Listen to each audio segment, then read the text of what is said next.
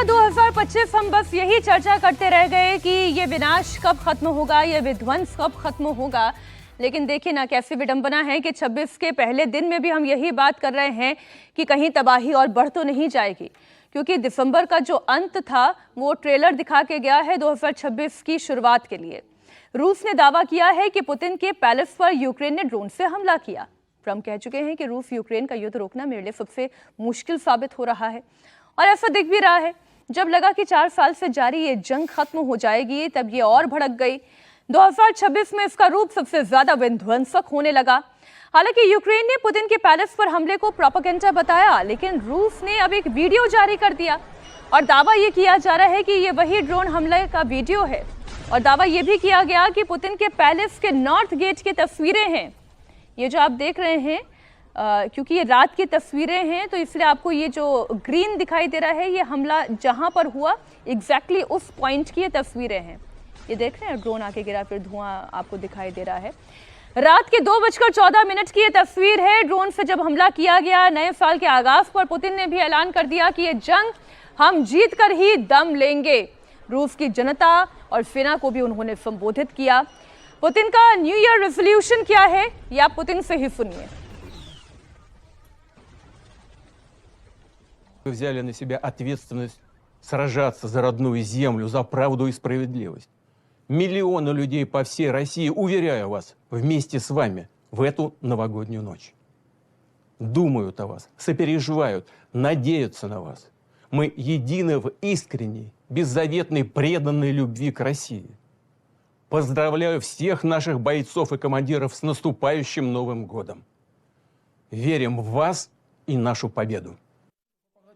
Putin के resolution की हम क्या बताएं, वो खुद ही बता चुके हैं। लेकिन 26 का आगाज ये बता रहा है कि अब युद्ध विध्वंसक होगा। ज़ेलेंस्की कोई पेच फंसा भी पा रहे हैं समीर जी? देखिए, जमीन उनको अपनी छोड़नी पड़ेगी। ज़ेलेंस्की को पहले सबने हवा भर दी कि आप लड़िए, हम आपके साथ हैं। फ्रांस ने कहा, जर्मनी ने कहा, सबने ताकत दी।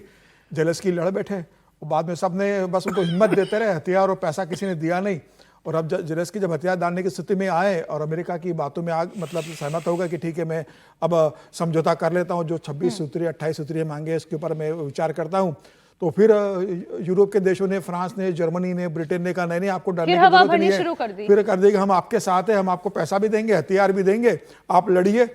तो अब ज़ेलेंस्की दूसरों के दम पर लड़ते रहे और दूसरे देशों ने ज़ेलेंस्की के कंधे पर रखकर बंदूक चलाने की कोशिश की। अब ज़ेलेंस्की बहुत बुरी तरीके से फंस गए। अब उन्हें समझ में नहीं आ रहा है कि मैं क्या करूं। अगर अब मैं युद्ध विराम में जाता हूं और जमीन छोड़ता हूं तो मैं अपने देश में रह नहीं पाऊंगा, अपने देश की जनता को क्या जवाब दूंगा। अगर मैं जमीन छोड़ने का तय करता हूं कि जमीन नहीं छोड़ूंगा तो रूस मुझे छोड़ेगा नहीं। जितनी जमीन 20% ले लिए उससे ज़्यादा रूस लेने की स्थिति में चला गया है। अब ज़ेलेंस्की बहुत बुरी स्थिति से फंसे हुए और यही कारण रहा है कि वो अभी अमेरिका भी गए थे, ट्रंप से उनकी मुलाकात हुई है और वो कोई रास्ता निकालना चाहते हैं। उन्होंने भारत के प्रधानमंत्री से भी बात की थी कि भाई इस मामले में कोई हस्तक्षेप कीजिए। मुझे लग रहा है कि अब ज़ेलेंस्की के पास कोई रास्ता नहीं है, मतलब एक तरफ कुआं एक तरफ खाई है। अगर वो जमीन छोड़ेंगे तो अपने देश में अपने ही लोगों की नाराजगी का उनको सामना करना पड़ेगा और जनता कहेगी कि आपको जमीन छोड़ना नहीं तो आपने इतना देश को बर्बाद क्यों करने दिया। और अगर वो जमीन नहीं छोड़ते तो रूस उनको पूरा बर्बाद करेगा। और पुतिन ने तो कह दिया है कि मुझे कोई जल्दी नहीं है, मैं आराम से युद्ध लड़ना चाहता हूं और मैं अंतिम समय तक युद्ध लड़ूंगा और पूरे यूक्रेन को अपने कब्जे में लूंगा। तो अब ये ट्रंप ने जिस तरीके से पीस की बात की थी, चाहे वो अलास्का में हो चाहे अभी हो, ट्रंप ने अब हाथ खड़े कर दिए। मुझे लगता है कि ट्रंप के हाथ में भी नहीं है। अब मोदी से उम्मीद है कि नए साल में प्रधानमंत्री मोदी कोई भूमिका निभाए और दोनों देशों के बीच कराए। और मुझे लग रहा है कि अब प्रधानमंत्री मोदी से ही दुनिया को उम्मीद होगी कि वो रूस और यूक्रेन, क्योंकि दोनों के राष्ट्राध्यक्ष जब मोदी को बहुत सम्मान करते हैं, तो मुझे लगता है कि चल भी रहा है कि जनवरी के एंड में शायद ज़ेलेंस्की भारत आने वाले हैं। अगर वो भारत आते हैं, पुतिन आकर चले गए तो मोदी दोनों से बात करके कोई इसका रास्ता निकाल सकते हैं। अच्छा, ये थोड़ा उत्तर प्रदेश वाले स्टाइल में मैं आपसे पूछ रही हूँ हर्षवर्धन जी। और यहाँ नहीं कहते भैया तुम संघर्ष करो हम तुम्हारे साथ हैं, भैया तुम संघर्ष करो हम तुम्हारे साथ हैं। भैया जी ने पीछे मुड़कर देखा तो कोई है ही नहीं। देखिए, लड़ाई तो अपनी ही लड़नी पड़ती है। एक हम लोग क्या कहा जाता है ना कि अपने मरे स्वर्ग मिलता है, तो लड़ाई तो कोई दूसरा आपकी लड़ नहीं सकता है। और हम जब ये कहते हैं कि सबने उन्हें फंसा दिया, तो उस वक्त शायद उनको ये भ्रम रहा होगा कि जो बाइडेन उनके साथ खड़े हैं, उस वक्त ये भ्रम रहा होगा कि पूरा यूरोपीय यूनियन उनके साथ खड़ा है। लेकिन पता नहीं, ये तो ज़ेलेंस्की की जिम्मेदारी थी ना। अपने देश को लेकर असेसमेंट कौन करेगा? किसको पता होगा कि हमारी क्षमता क्या है? और अगर आप नहीं समझ पाए, आज आपका देश तबाह हो गया, आज आपके देश में लोगों को जो सामान्य जीवन जीने की चीजें हैं वो नहीं मिल रही हैं, तो फिर दूसरे को दोष कैसे दे सकते हैं? और ये सच है कि अमेरिका ने, जो बाइडेन की सरकार ने उनको बहुत आगे तक ले गए और उसके बाद समझ में नहीं आया क्या होगा। और ट्रंप आए तो ट्रंप का दूसरा ही अंदाज है, वो ये तो चाहते हैं कि उनका हथियार वगैरह बिकता रहे, लेकिन वो अपने हिसाब से टर्म डिक्टेट करना चाहते हैं। वो चाहते हैं कि उनको लोग कहें कि नहीं, सर, इस नाव की पतवार किसके हाथ में है? ये पूरी तरह से, मतलब अगर मैं कहूं, बार बार ये बात होती है, लेकिन मैं कहता हूं अब ज़ेलेंस्की के ही हाथ में। अच्छा, और किसी के हाथ में है नहीं ना। आप करना चाहते हैं, तय तो आप ही को करना पड़ेगा ना। अब और कोई रास्ता भी नहीं बचा हुआ है। पुतिन तो मतलब जिसको कहते हैं जितने एग्रेसर के तौर पर, जितना कब्जा करने के तौर पर वो थे, और ट्रंप और पुतिन तो हमको लगता है उनकी सहमति तो अलास्का में ही बन चुकी थी। ये तो अब ज़ेलेंस्की को है कि कहां तक वो समझौता करके और वो लोग भी मान जाए, इतनी बस बात है। अच्छा, चीन और ताइवान के भी इस बीच बात करनी जरूरी है, क्योंकि तनाव वहां पर भी भयंकर है। चीन की आर्मी ने ताइवान को चारों तरफ से घेर लिया है, वहीं ताइवान ने भी अपनी सेना को हाई अलर्ट पर रखा है। ताइपे में तोप तैनात की गई है। इस बीच जिनपिंग ने देश को न्यू ईयर पर संबोधित करते हुए ताइवान को बड़ी चेतावनी दी है। जिनपिंग ने कहा कि ताइवान का चीन में विलय होकर रहेगा। ताइवान को चीन के साथ मिलाने से कोई रोक नहीं सकता। चीन ने बुधवार को मिलिट्री ड्रिल पूरा होने का ऐलान तो कर दिया, लेकिन यह भी कहा सेना हाई अलर्ट पर रहेगी और अपनी युद्ध की तैयारियों को बढ़ाती रहेगी। युद्ध अभ्यास के बाद चीन की यह खुली चेतावनी एक बड़ा संदेश है। वहीं ताइवान भी युद्ध मोड में है। चीन के मिलिट्री ड्रिल से बेखौफ ताइवान के प्रेसिडेंट कह रहे हैं कि सेफ्टी के लिए वो कुछ भी करेंगे, यानी चीन से युद्ध भी अगर करना पड़े तो उन्हें युद्ध करना होगा। देखिए, इज्जत का भी तो सवाल होता है, क्या जंग नहीं लड़ेंगे? अड़े हुए हैं, उधर चीन भी अड़ा हुआ है, क्या होगा? हम करेंगे चर्चा, पहले आप ये बयान सुने। ताइवान को लेकर जो संदेश है, अभी जो हमारे दर्शक नहीं सुन पाए, समीर जी यहाँ जो टिप्पणी करे थे, विजय जी, कि चटनी की तरह चाट जाएगा चीन ताइवान को। यूक्रेन से तो कम से कम सबक ले लेना चाहिए कि यूक्रेन के साथ हुआ। अभी हम लोगों ने चर्चा, समर्पण कर दे चीन के सामने। नहीं, समर्पण नहीं, युद्ध लड़ना है तो पहले अपनी ताकत को और सब चीज़ों को देख ले, और अमेरिका का भी भरोसा देख ले कि कितना वो उनका सपोर्ट करेगा कि नहीं करेगा। क्योंकि ट्रंप साहब को देखा नहीं, वो ज़ेलेंस्की साहब को कह रहे थे भाई तुम इनको कर दो जो भी करना है, क्योंकि तुम जीत तो सकते नहीं युद्ध। तो ट्रंप साहब तो किसी दिन ताइवान को भी कह देंगे मैं था, लेकिन अब तुम देखो इसको कैसे करना है, क्योंकि चीन से तो तुम जीत नहीं जा सकते। समर्पण नहीं करना होता युद्ध का मतलब, युद्ध की स्थितियां बनने का मतलब कोई समर्पण नहीं होता ना। लेकिन वो कह रहे हैं ना, ये तो खुली बात कह रहे हैं कि ये तो विलय होकर रहेगा। हाँ, युद्ध में तो ऐसे ही कहा जाता है, ऐसे ही पुतिन साहब कह रहे हैं 3.5 साल से, तो हो गया क्या? उसको डिप्लोमेटिक तरीके से कैसे किया जा सकता है? अमेरिका के प्रेशर से और दुनिया के जो इंटरनेशनल प्रेशर है वो कैसे ताइवान यूज कर सकते हैं, क्योंकि भारत भी ताइवान के साथ खड़ा हुआ है मोटे तौर पर, है ना। तो क्या वो इंटरनेशनल डिप्लोमेटिक प्रेशर को चाइना को युद्ध करने से रोकने में कामयाब हो सकता है? इस पर कोशिश करनी चाहिए। मैं नहीं समझता कि ताइवान चीन से युद्ध करके कुछ हासिल कर लेगा, ये संभावना फिलहाल नहीं दिखती। हालांकि युद्ध तो कभी भी कहीं पर जा सकता है, युद्ध और चुनाव किसी भी तरफ मुड़ सकते हैं, लेकिन अभी उनको एक डिप्लोमेटिक प्रेशर को, डिप्लोमेटिक जो पूरी डिप्लोमेसी है दुनिया भर की, उसको यूज करना चाहिए कि चाइना युद्ध के लिए आगे ना बढ़े। इसके अलावा ताइवान के पास कोई रास्ता नहीं है। और यदि वो ज़ेलेंस्की साहब की तरह उसी के कारण तो अभी ताइवान बचा हुआ, जो दुनिया की डिप्लोमेसी हाँ, तो वही कह रहा हूं ना, उसी कारण तो अभी तक ताइवान बचा हुआ है। अब चीन ने तय कर लिया है कि भाई अब मुझे दुनिया की डिप्लोमेसी को सुनना नहीं है। चीन पर प्रेशर बनाने की ताकत कौन से और देश में है? नहीं, मुझे लग रहा है अमेरिका के वो सबसे ज्यादा अमेरिका है, ब्रिटेन है, जापान ने बना के रखा है, खुल के कहा है जापान ने के जो महिला प्रधानमंत्री ने कि भाई हमारी सेना भेजेंगे। लेकिन रूस ने भी कहा है कि अगर कोई ताइवान को चीन से लेने से रुकता है तो हम चीन का साथ देंगे। मतलब ये है कि अगर अमेरिका, जहां अब चाइना और रशिया साथ खड़े हो जाएंगे तो फिर उनसे पंगा लेने की कौन स्ट्रेटेजिक हिम्मत पावर करेगा? से नहीं चलेगा ना, ये डिप्लोमेटिक पावर से चलेगा। स्ट्रेटेजिक पावर से तो युद्ध ही होते हैं, कुछ भी हो, फिर तो वो कमजोर से कमजोर देश भी आपने कहा कि समर्पण थोड़ी करेगा। हाँ, तो ये डिप्लोमेटिक स्ट्रेटेजी फिर क्या हो सकती है? मुझे लगता है कि रसिया और यूक्रेन का एक उदाहरण हमारे सामने है, और रसिया ने यूक्रेन पर युद्ध थोप करके एक ढंग से वेस्टर्न पावर की हेजेमोनी को चुनौती दी, और चुनौती देने के बाद साथ साथ ये भी मापा कि उनकी हैसियत और उनकी ताकत क्या है, क्षमता क्या है, वो कहां तक आ सकते हैं। नाटो को हम देख रहे हैं कि आ नहीं रहा है, यूरोपियन यूनियन के देश आ नहीं रहे हैं, वो आर्म सप्लाई कर रहे हैं। अमेरिका डायरेक्ट कन्फ्रंटेशन से नहीं आ रहा है। आज जो है वो चीन दुनिया की सबसे बड़ी दूसरी ताकत है। मुझे लगता है कि ये एग्रेशन जो है आपका ताइवान के प्रति, वो इस कारण है कि रसिया यूक्रेन में सक्सेसफुल है। जी। जब रसिया यूक्रेन में सक्सेसफुल है तो चाइना को लग रहा है कि अब वो ताइवान के लिए मौका आ गया है, और मुझे लगता है कि ये वही मौका होगा जब भारत को पीओके के अंदर भी सर्जरी करने का मौका मिलेगा। जब ताइवान की तरफ चाइना बढ़ेगा तो आप देखिएगा भारत भी पीओके की तरफ, क्योंकि तब दुनिया की जितनी ताकतें होंगी कहीं ना कहीं उलझी हुई रहेंगी। तो ये एक परिदृश्य आप सोच करके अब देखिए मेरा कि फिर क्या, ताइवान से ज्यादा इंटरेस्ट ये आ गया जो आपने कहा कि नहीं, मैं तो एक अंदाजा, मैं एक मोटा मोटी आकलन कर रहा हूं कि इससे बेहतर तो कोई मौका हो वो नहीं आपको सकता है। उनका कहने का मतलब वो आपको लेजिटिमेसी दे रहा है। मतलब भाई चीन को इससे जब बेहतर ताइवान तो पर कोई वो मौका हमला भी कर- नहीं होगा ना, जब दुनिया की बड़ी ताकतें उलझी रहेंगी। चाइना जब ताइवान में उलझा रहेगा तो बांग्लादेश में ऑपरेशन करने के लिए और या पाकिस्तान के अंदर ऑपरेशन करने के लिए इंडिया के लिए सबसे अच्छा मौका रहेगा। पाकिस्तान जब अमेरिका उलझा रहेगा ताइवान को सपोर्ट करने के लिए, चाइना उलझा रहेगा, रसिया उलझा रहेगा, तो आपके सामने तो जैसे ये है ना कि सामने एक मुर्गा दिखाई दे रहा है, हरी घास दिखाई दे रहा है। आप बांग्लादेश में ऑपरेशन करें या पाकिस्तान में ऑपरेशन करें, तो ये एक दूर की संभावनाएं हैं। आप इसका एक अंदाजा लगाइए। जैसे हम शतरंज पे बैठते हैं ना, तो हम गोटियां फिट कर रहे हैं। मैं ये नहीं कह रहा हूं कि ऐसा होगा, लेकिन यदि ऐसा होगा तो ऐसा भी हो सकता है।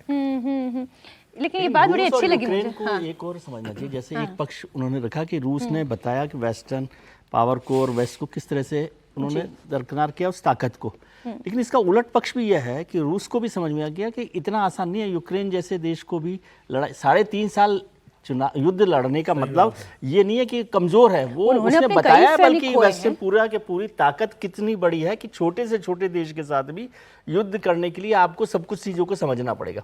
रूस के लिए ज्यादा इज्जत की बात है कि वो इस युद्ध से कैसे निकले, सारी बात हो रही है। तो ये केवल दोनों पक्ष हैं इसके, इसीलिए ताइवान के लिए भी चाइना ऐसा समझ रहे हैं। हम यहाँ बैठ के ऐसा समझते हैं कि चाइना उसके ऊपर कब्जा करेगा।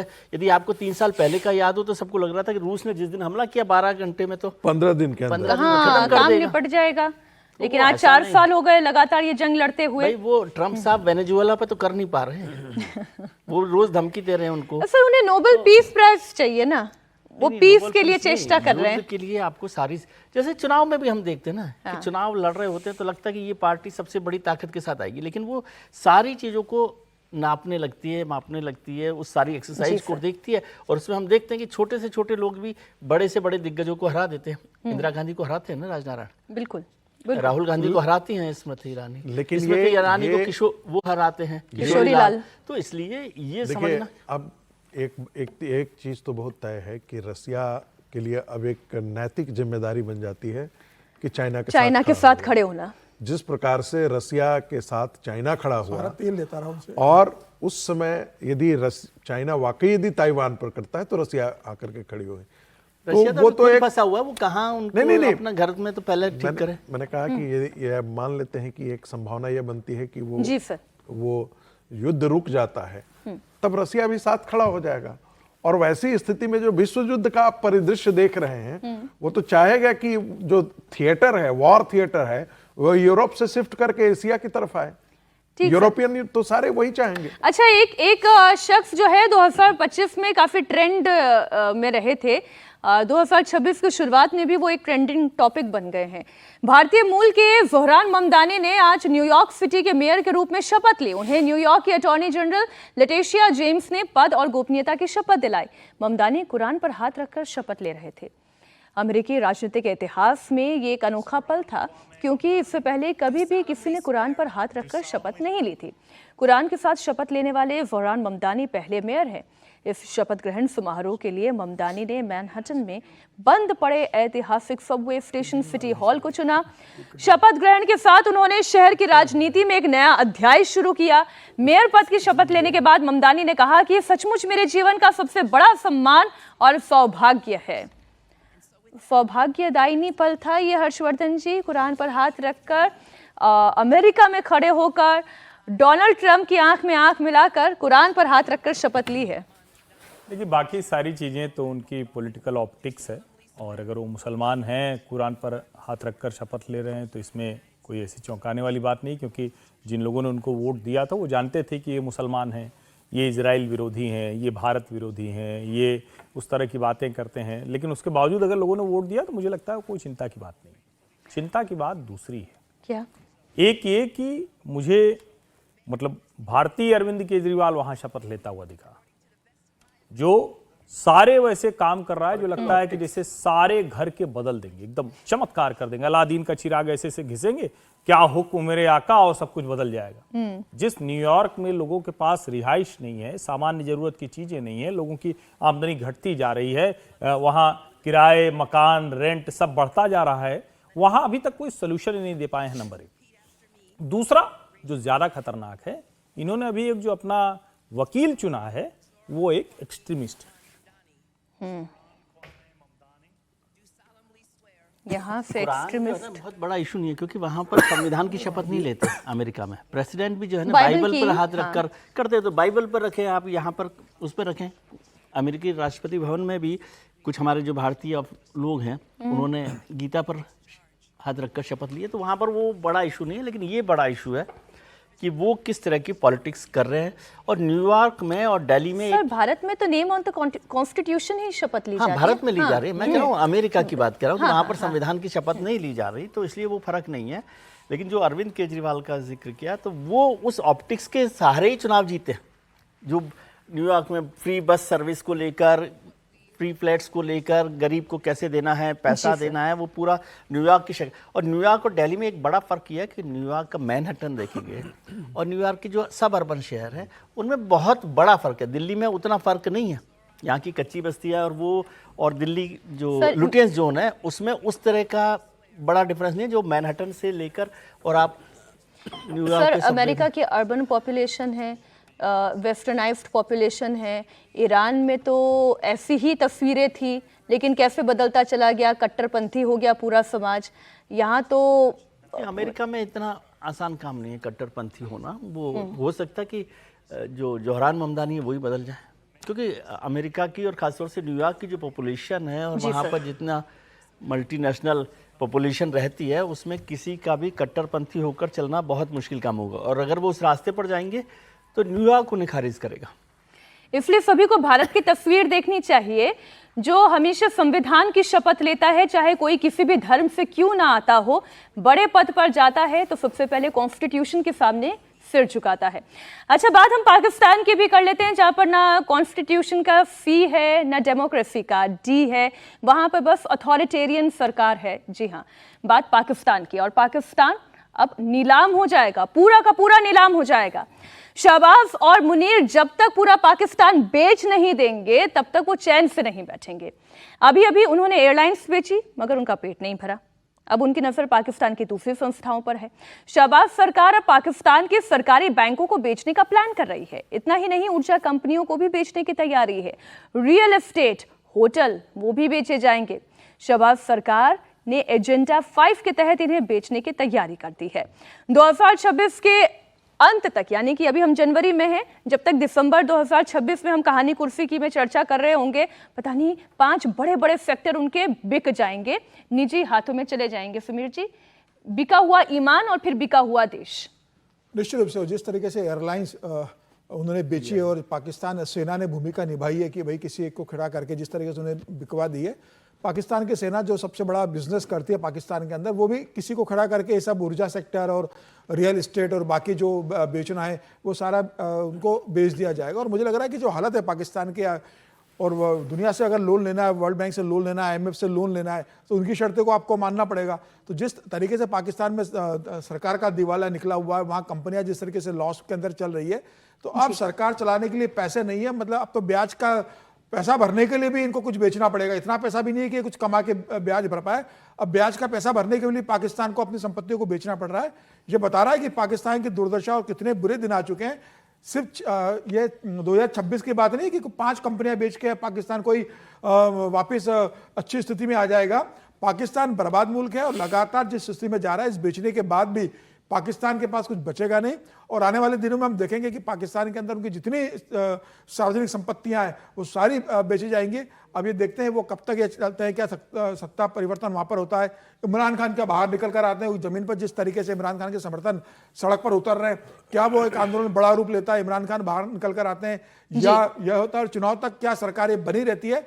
पाकिस्तान में अभी बहुत कुछ होने वाला है। मुझे लग रहा है कि बर्बादी के दिन पाकिस्तान के शुरू हो गए, लेकिन एक अमेरिकन थिंक टैंक ने भी स्टडी में भी कहा है कि 2026 में ऐसी संभावना है कि भारत और पाकिस्तान के बीच फिर युद्ध हो सकता है।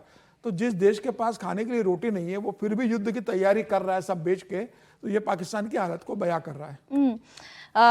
ये पाकिस्तान बेच रहा है या ये बेच के कहीं कुछ जोड़ भी रहा है अपने अपने अकाउंट में? देखिए, ये जो है जिसे आप नए शब्दावली में हम लोग इसको बेचना कह रहे हैं, लेकिन वो डिसइन्वेस्टमेंट है उसका। कह रहे थे कि डिसइन्वेस्टमेंट वो डिसइन्वेस्टमेंट है और पूरी दुनिया जो है वो प्राइवेटाइजेशन, और वो आईएमएफ का भी प्रेशर रहता है। मैं वही उसी का जिक्र कर रहा था, क्योंकि आईएमएफ से इनको लोन लेना है और आईएमएफ बराबर एक शब्द स्ट्रक्चरल एडजस्टमेंट।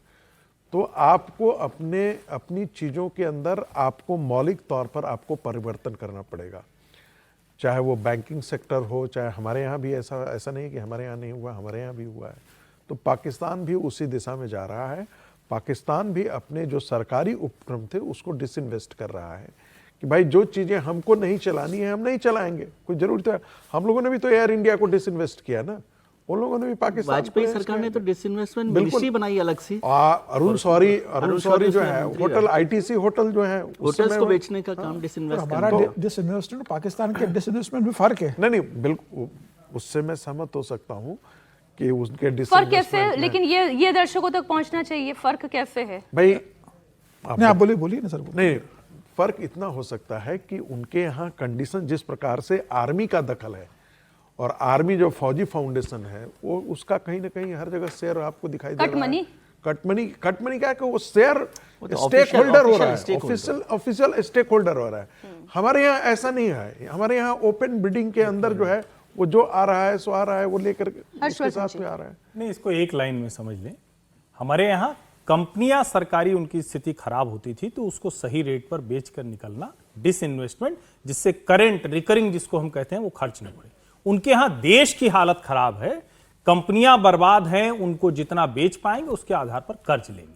यानी कुल मिलाकर टूटा फूटा घर है, जो घर में 4 चीजें हैं उसको भी दे दो भैया तो हम तुम्हारा छप्पर छवा देंगे, ये स्थिति है। और यहां हमारा सब कुछ दुरुस्त है, हम सिर्फ जहां जहां गड़बड़ थी उसको ठीक करते हैं। तो डिसइन्वेस्टमेंट नाम दोनों जगह दिया जा सकता है, दोनों में जमीन आसमान का फर्क है। ठीक, आज कहानी कुर्सी की में बस इतना ही था।